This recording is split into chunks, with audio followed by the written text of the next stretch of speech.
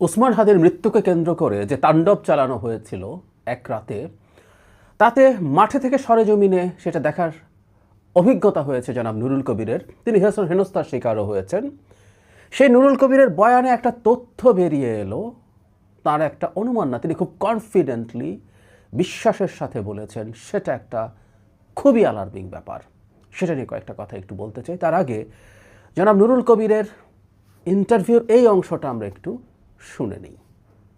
আমি যেই সময় থেকে এই ঘটনার সঙ্গে ইনভলভ হয়েছি, তারপর থেকে এই ছেলে মেয়েদের মুক্তি লাভ পর্যন্ত আমি যা যা দেখেছি, তাতে আমার একটা প্রথম দিকে যে যাদের সঙ্গে মন্ত্রীদের সঙ্গে কথা বলছিলাম, অপরাপর রাষ্ট্রের বিভিন্ন সংশ্লিষ্ট কর্মকর্তাদের সঙ্গে কথা বলছিলাম, তাদের প্রথম কথার সময় যে আন্তরিকতা আছে বলে আমার মনে হয়েছিল, কিন্তু 2.5 ঘন্টা ওইখানে থাকবার কারণে আমি আপনাকে পরিষ্কার করে বলতে পারি বিবেকসম্মতভাবে পুরো ঘটনাটা তারপর সঙ্গে আমার অভিজ্ঞতা এবং এর পূর্ববর্তী সময়ের ঘটনা শুনে সরকারের কোনো না কোনো অংশ কিংবা গোটা সরকার এই ঘটনাটা ঘটতে দিয়েছে। আমি সবাইকে আহ্বান জানাবো পুরো ইন্টারভিউটা শুনে নেওয়ার জন্য। এখানে তিনি অনেক গুরুত্বপূর্ণ কথা বলেছেন, বিশেষ করে জামায়াতে ইসলামীর তার ভাষায় মুনাফেকি নিয়ে খুব বিস্তারিত কথা বলেছেন। একটু দেখে নেওয়ার আহ্বান জানাই। যাই হোক, যে কথাটা বলছিলাম, জনাব নুরুল কবিরকে আমরা রিলাই করি। আমি প্রায় একটা কথা বলি যে তাকে যখন কেউ হেনস্থা করতে যাচ্ছে তখন বুঝতে হবে দেশের কত বড় বিপদ অপেক্ষা করছে। নুরুল কবিরের মতাদর্শ, নুরুল কবিরের চিন্তার সাথে সবার একমত হওয়ার দরকার নেই। তিনি নিজেই ইন্টারভিউতে বলছেন যে দুজন চিন্তাশীল মানুষেরই চিন্তা মিলবে না, দ্বিমত থাকবে। সুতরাং সেটা হতেই পারে, কিন্তু এই মানুষটার দেশপ্রেম, এই মানুষটার সততা নিয়ে প্রশ্ন আসে নাই, এই মানুষটার সাহস নিয়ে প্রশ্ন আসে নাই কখনো। অত্যন্ত ঝুঁকিপূর্ণ সময়ে তিনি যে কোনো রকমভাবেই তিনি তার নিজের যে দায়িত্ব, দেশের প্রতি যে দায়িত্ব, তার সততার যে প্রদর্শনী সবই করে গেছেন। এই যে তিনি এই মবের সামনে গেলেন, কারণ তিনি সম্পাদক পরিষদের সভাপতি, এখানে একটা পত্রিকা আক্রান্ত হয়েছে, তার কর্মীরা আটকে পড়েছে, তিনি তার দায়িত্ববোধ থেকে ঝুঁকি নিয়ে গেছেন এবং এতে জীবনের ঝুঁকিও থাকতে পারে, এটা না বোঝার কারণ তার নেই, তারপরও তিনি গেছেন।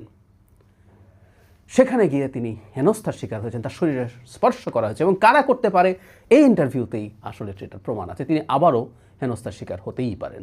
যাই হোক, যেটা বলছিলাম, আপনারা খেয়াল করলেন তিনি তার এই ইন্টারভিউতে খুব স্পষ্টভাবে এই ঘটনার সাথে সরকারকে দায়ী করছেন।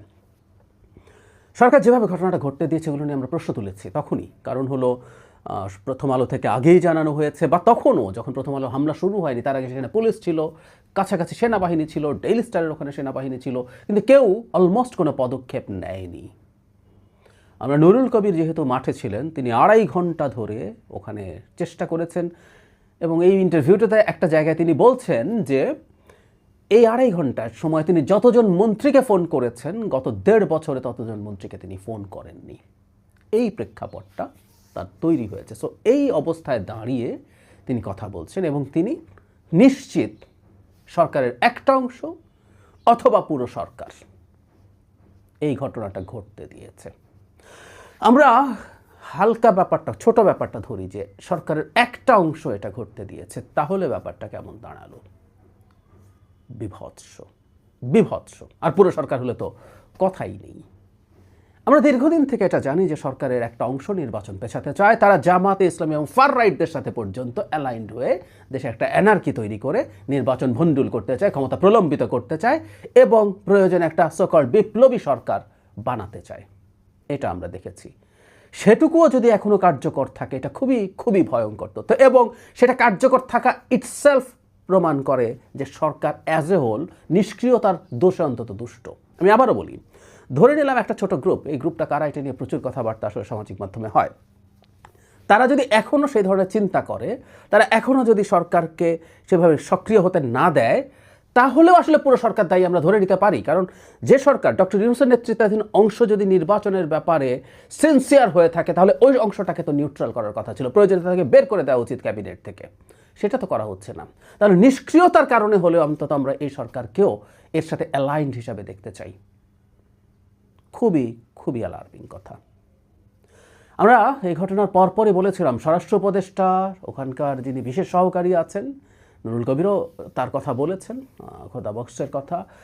আমি মনে করি পুরো সেট, সচিব, আইজিপি সবাইকে ওখান থেকে আসলে সরিয়ে দেয়া খুবই জরুরি ছিল সরকার যদি লিস্ট তার সদিচ্ছার প্রমাণ দেখাতে চাইত, কিন্তু করেনি সেটা।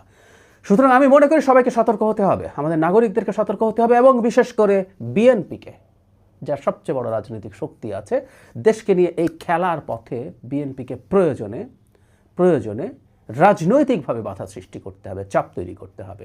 আমরা সত্যিকার অর্থেই খুব বড় বিপদের মধ্যে আছি এবং আমাদের প্রচুর শোরগোল আসলে সরকারের প্রতি করে যেতে হবে, কারণ এরকম ঘটনা যখন এভাবে ঘটতে পারে, মানে ঘটে শুধু যাওয়া না, এরপরও কোনো ব্যবস্থা নেওয়া হয় নাই। প্রচুর ছবি আছে, তারা ওখানে গেছে, কি করেছে, ভিডিওর মধ্যে দিয়ে লোকজন কথা বলেছে ক্যামেরার সামনে এসে, কাউকে গ্রেফতারের কোনো খবর নেই।